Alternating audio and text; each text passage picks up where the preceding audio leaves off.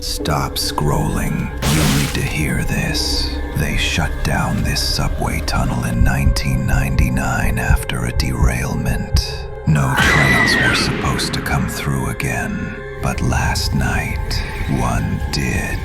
The lights went black. The rails started humming.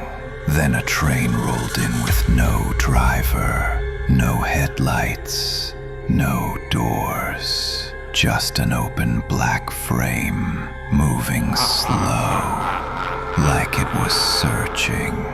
I heard someone breathing inside it, except no one was visible. The tunnel air grew colder. The train stopped right in front of me. My reflection appeared in the windows, except it blinked. I didn't. And the reflection whispered, "Ride with me." The rails screamed. I stepped back. The reflection stepped forward. The train vanished. The breathing didn't. Last night, I heard the rails humming again.